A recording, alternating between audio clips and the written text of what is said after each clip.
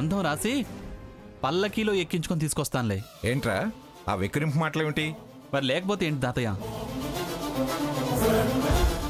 వింటే తిన్నగా వస్తుంది, లేకపోతే 4 తగిలించి తీసుకొస్తాం. అలాంటి పిచ్చి పనులు మాత్రం చేయకురా. ఏమ్మా, మళ్ళీ పోలీస్ స్టేషన్కి వెళ్లాల్సి వస్తుందని భయమా? పోలీస్ స్టేషన్ కాకపోయినా నలుగురిలో చెడ్డ పేరు వస్తుందనే భయం రా. అబ్బబ్బబ్బా, ఈ భయాల్నేరా అది ఆసరాగా చేసుకుంటుంది. మన బలహీనత కూడా అనుకుంటుంది అది. సరేరా, అయితే వెళుతూ వెళుతూ 4 బెత్తాలు కూడా పట్టుకెళ్ళు. అక్కడి నుంచి ఇక్కడికి బాదుకుంటూ బజారంటే ఈడ్చుకొనిరా. ఏంటి కౌంటరా? కాదు, దాని మాటలకు అర్థం నీకు అర్థమయ్యేలా చూతున్నా. ఆయన మాటలు నీకెందుకు గాని, నువ్వు వెళ్ళు, పో, వెళ్ళి తీసుకురా.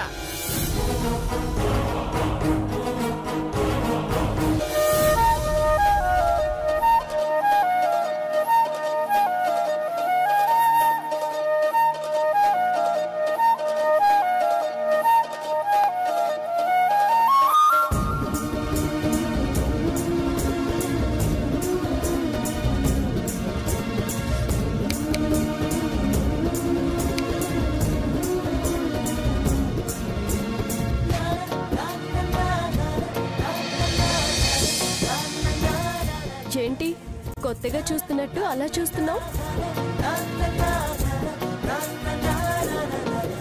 రఘు, రఘు,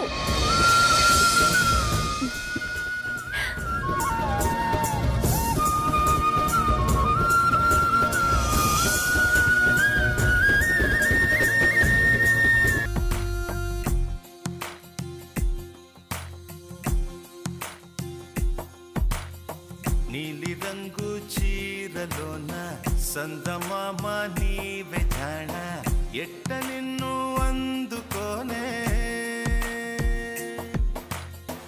7 రంగులున్న నడుము బొంగరంలా తిప్పేదానా, నిన్ను ఎట్టా అదుముకోనే.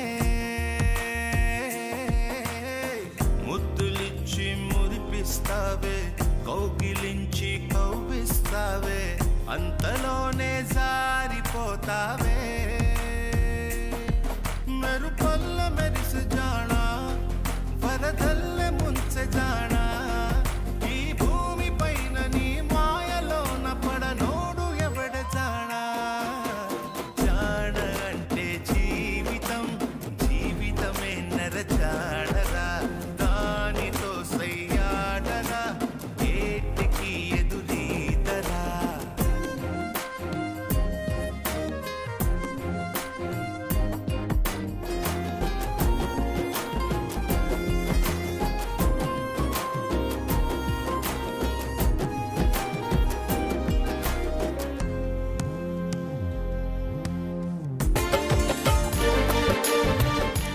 కొత్తగానే కనిపిస్తున్నావు సీత.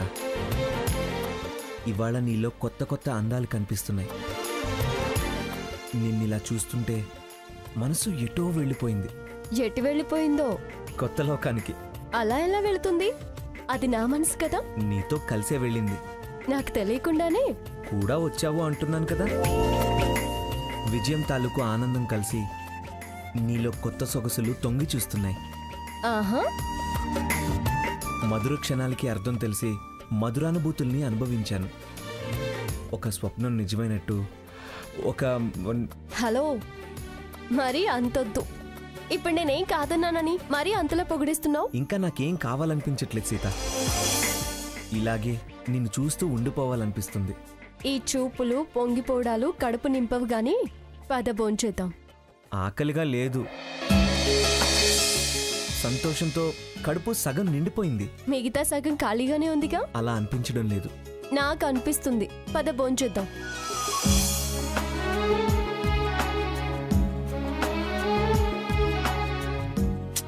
అబ్బా రఘు, ఆ పిచ్చి చూపు లాపు. ముందు రా. మత్తుగా ఉంది సీత. నీళ్లు కుమ్మరిస్తాను. మరీ ఎక్కువ చేస్తున్నావు. పద. స్వర్ణ, స్వర్ణ. సాకేత్, రా సాకేత్. ఏంట్రా స్వర్ణని పిలుస్తున్నావు? తను ఇక్కడికి రాలేదా? ఇక్కడికి వస్తున్నానని చెప్పిందా? దానికి చెప్పి వెళ్ళడం అలవాట్లేదుగా. ఇంకెక్కడికి పోతుంది? ఆ భాగీరథి దగ్గర దుష్టశక్తులు ఉన్నాయి కదా, వాళ్ళందరూ అసెంబ్లీ అయి ఉంటారు. ఇలా సాధించు అలా సాధించు అని దానికి నూరి పోస్తున్నారు. ఇది మంచి చెడు ఆలోచించడం కూడా మానేసింది. దాని సంసారం అన్న జ్ఞానం కూడా లేకుండా పోయింది. ఆ జ్ఞానమే ఉంటే టీవీలో అలా ఎందుకు ప్రవర్తిస్తుంది? షో నుంచి రాగానే నేను గ్రాని క్లాస్ పీకాం. చిచ్చి నీ మూలంగా అంతరాయానికి చింతిస్తున్నావని ప్రసారమే ఆపేశాడు కదే. నీ మూతి మీద తన్నినట్టు నిన్ను బయటకు పంపించి చర్చ మళ్ళీ ప్రారంభించారు. ఏమన్నావు? నేను శాడిస్నా? అష్టకష్టాలు పెట్టానా? కలిసి బతకదలుచుకుంటే పిచ్చి వేషాలు మానుకొని తిన్నగా కామ్గా ఉండు. లేకపోతే చట్టం నీకు నాకు చెల్లు అని జడ్జిమెంట్ ఇస్తుంది. మూతి ముడుచుకొని అలిగి కోపంగా వెళ్ళింది. సీత అన్నట్టు అక్కడికే వెళ్ళుంటుందిరా. వెళతా. అక్కడికే వెళ్ళి దీని సంగతి వాళ్ళ సంగతి అక్కడే తేలుస్తా. సాకేత్ వద్దు.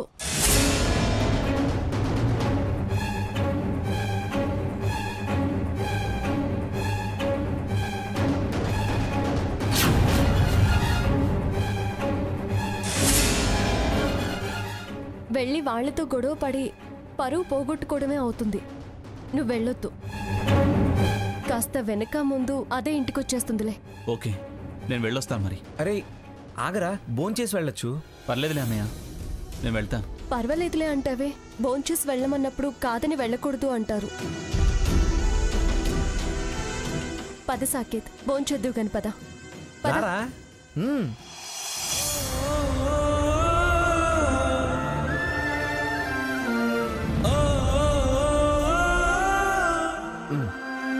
కూర్చో.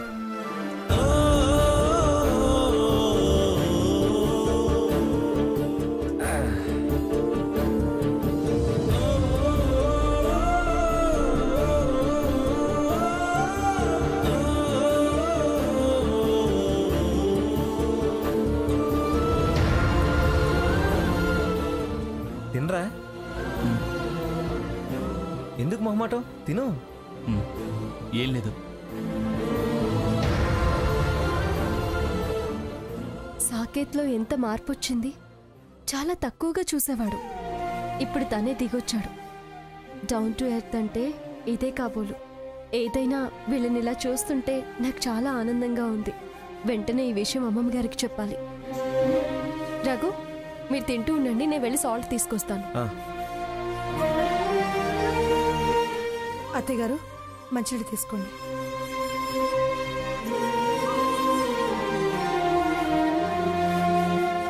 మావి గారు,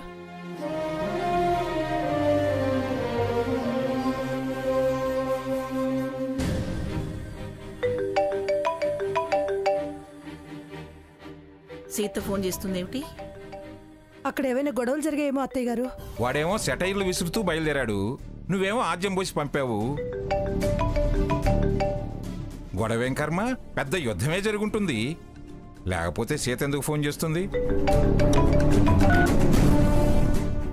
సీత, ఏమిటి ఈ టైంలో ఫోన్ చేసావు?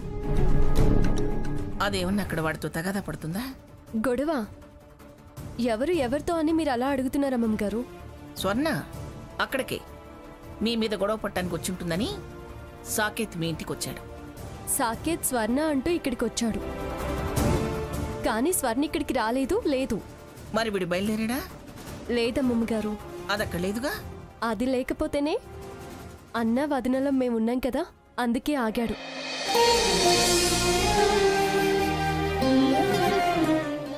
అమ్మమ్మ గారు, ఇక్కడ ఒక అపురూప దృశ్యం చూస్తున్నాను. ఆ ఆనందం మీతో పంచుకుందామని మీకు ఫోన్ చేశాను. ఏమిటి అది? నాతో పంచుకునేంత అపురూపమైన దృశ్యం ఏమిటిది? రామలక్ష్మణుల కలయిక.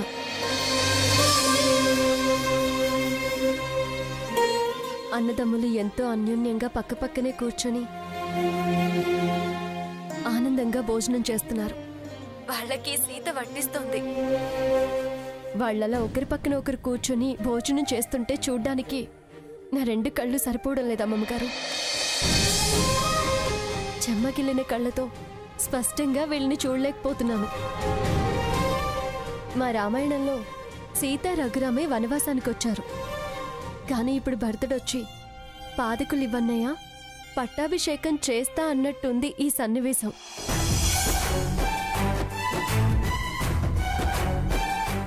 లక్ష్మణుడు మాకు తోడుగా ఉన్నాడు. ఇక మాకు అపజయం లేదమ్మమ్మ గారు. నీ మాటలు వింటుంటేనే నా కళ్ళు చెమ్మగిలుతున్నాయి.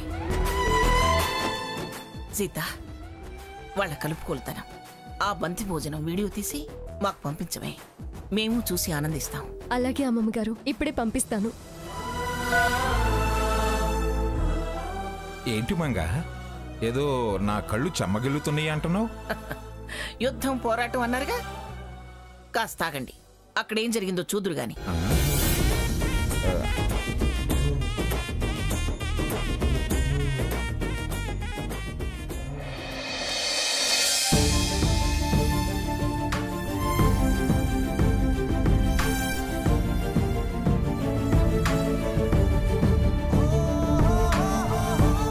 మెల్లగా తినరా, అందుకే అన్నం తినేటప్పుడు నవ్వకూడదు అనేది. నువ్వే కదా అన్నయ్య జోకేసావు. సర్లే, ఇంక జోక్స్ ఏంలే, నువ్వు తిను.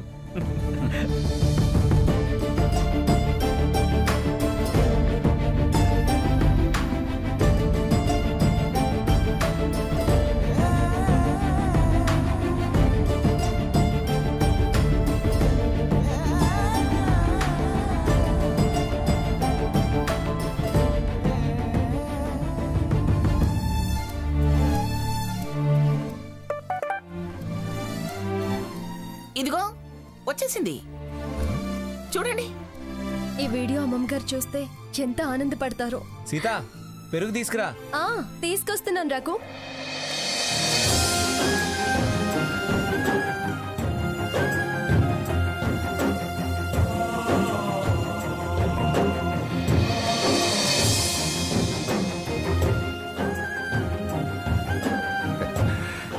నిజమేనే, వీళ్ళని ఇలా చూశాక ఎవరి కళ్ళు మాత్రం చెమ్మగిల్లకుండా ఉంటాయి. రామలక్ష్మణుల్లా ఉన్నారు మావయ్య.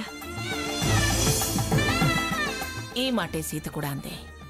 పైగా అదేమందో తెలుసా? అబ్బా, ఆ విషయాలన్నీ వీడియో చూసిన తర్వాత చదువుగా లేవే.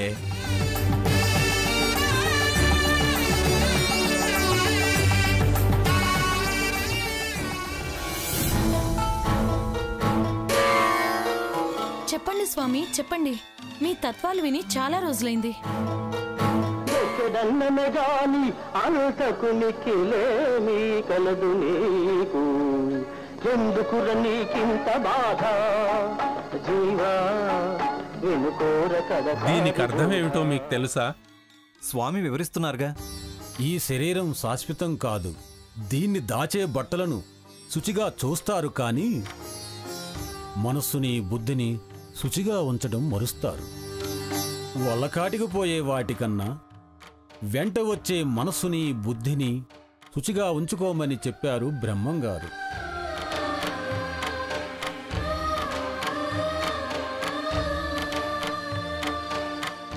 దాని వెనకాల కూడా మొత్తం తోట భలే ఉంటుంది.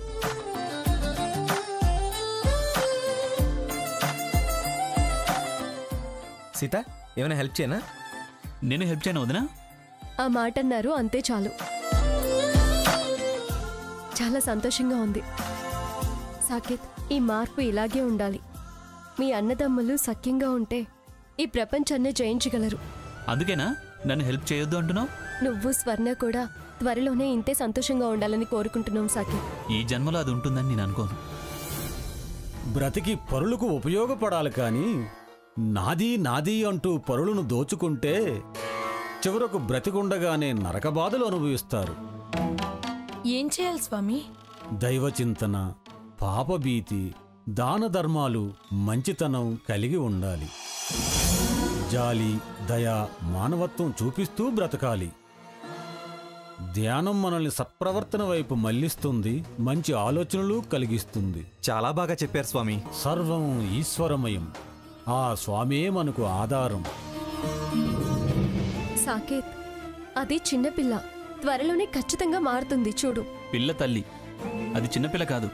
చిన్నపిల్లలైతే దడుస్తారు, దానికి ఆ లక్షణం లేదు. కక్షలు పగలు ప్రతీకారాలు బాగా ఎక్కువయ్యాయి. అవేమీ శాశ్వతంగా ఉండవులే సాకేత్. సరే మరి.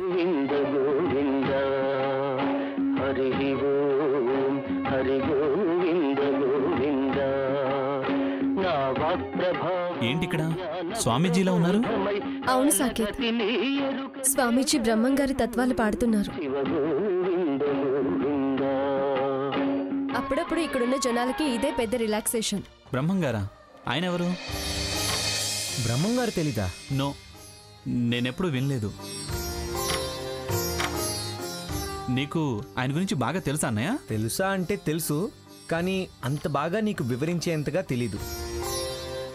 పోతులూరి వీర బ్రహ్మేంద్ర స్వామి 17వ శతాబ్దంలో కాలజ్ఞాన తత్వాలు బోధించిన మహాయోగి.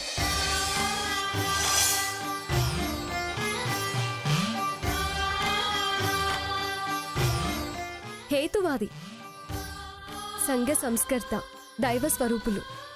బ్రహ్మంగారు తన కాలజ్ఞానంతో, కాలజ్ఞానం అంటే భవిష్యత్తు, విశ్వంలో జరగబోయే వాటి గురించి ముందే తత్వాలుగా బోధించారు.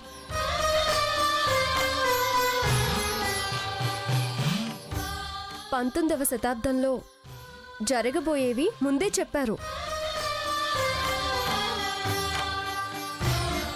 ఒక్క 19వ శతాబ్దమే కాదు, కలియుగాంతం వరకు వారు కాలజ్ఞానం చెప్పారు.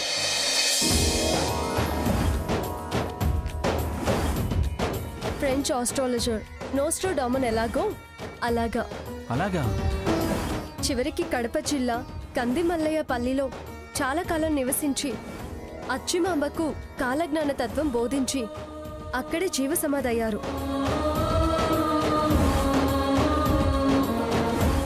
కడప నవాబుకు ఆయన కాలజ్ఞానాన్ని బోధించారు. అయితే నీకు బ్రహ్మంగారి గురించి చాలా తెలుసు. తనకు తత్వాలు కూడా తెలుసురా. బ్రహ్మంగారి చరిత్ర తెలిసిన దానివి ఇక్కడ నువ్వు ఉండటం వీళ్ళ అదృష్టం.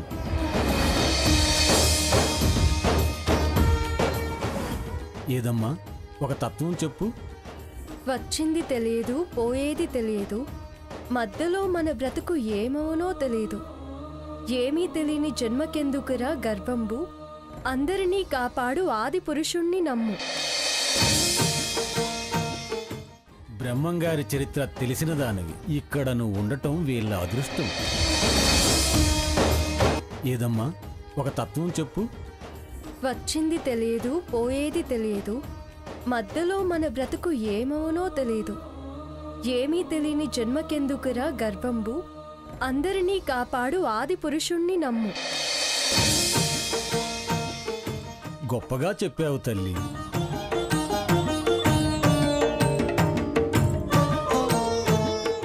మానవులలో నీతి మటు మాయమయ్యేను, అన్యాయమే రాజ్యమే లేను, శివ గోవింద గోవింద. అంటే ఏంటో అర్థమైందా సాకేత్? పూర్తిగా అర్థం కాలేదు.